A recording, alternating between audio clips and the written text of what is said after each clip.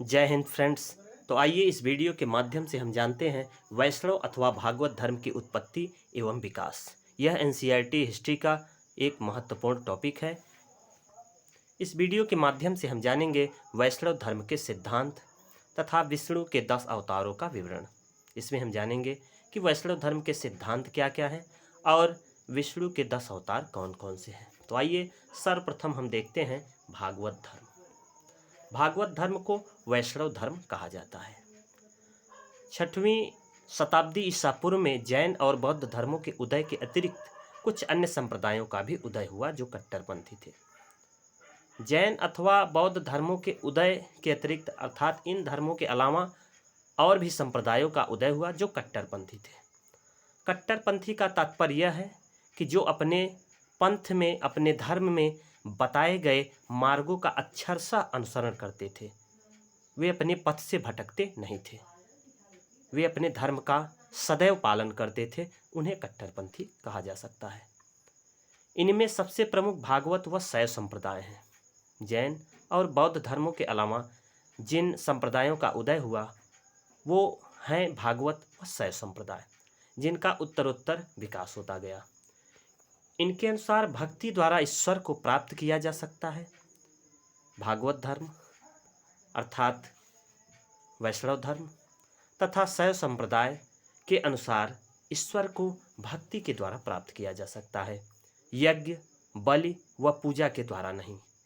यज्ञ के द्वारा, बलि के द्वारा तथा पूजा के द्वारा नहीं, बल्कि इन्हें अर्थात ईश्वर को भक्ति के द्वारा प्राप्त किया जा सकता है। इस मत को मानने वाले भागवत कहलाते थे। जो यह मानते थे कि ईश्वर को भक्ति के द्वारा प्राप्त किया जा सकता है वो भागवत कहलाते थे। इनका केंद्र मथुरा था। इनका जो प्रमुख केंद्र था वो था मथुरा। इस मत के प्रवर्तक वासुदेव माने जाते हैं। वे यादवों की वृष्णि शाखा अर्थात सात्वत के प्रधान थे। इस मत के जो प्रवर्तक थे वासुदेव थे। बाद में वासुदेव ने जो कृष्ण माने जाते थे, बाद में वासुदेव जिन्हें कृष्ण कहा जाता है, इस संप्रदाय को लोकप्रिय बनाया। कृष्ण के जीवन व उनकी लीलाओं से संबद्ध अनेक रोचक कथाओं का सृजन किया गया, जिनकी झलक महाभारत में मिलती है। इस धर्म का मूल तत्व श्रीमद् भागवत गीता ईसा की 4वीं शताब्दी में संग्रहित है। श्रीमद् भागवत गीता जो ईसा की 4वीं शताब्दी में लिखी गई अर्थात संग्रहित किया गया, आगे चलकर भागवत संप्रदाय वैष्णव धर्म में परिवर्तित हो गया। भागवत संप्रदाय जो था आगे चलकर वैष्णव धर्म में बदल गया। अब देखते हैं वैष्णव धर्म के सिद्धांत क्या है।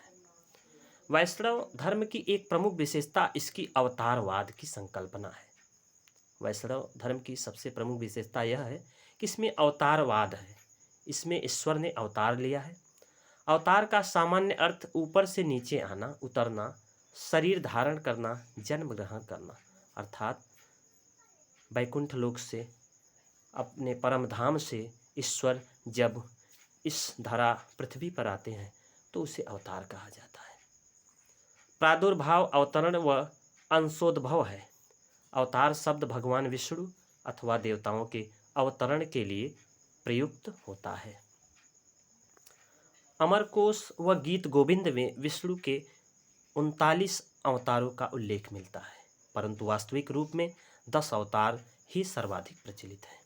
अमरकोश व गीत गोविंद में विष्णु के 39 अवतार बताए गए हैं, परंतु वास्तविक रूप से केवल 10 अवतारों का ही उल्लेख मिलता है और ये प्रचलित है। अब हम देखते हैं श्रीमद् भागवत गीता। श्रीमद् भगवत गीता यह महाभारत का एक अंश है। श्रीमद् भगवत गीता महाभारत महाकाव्य का एक अंश है।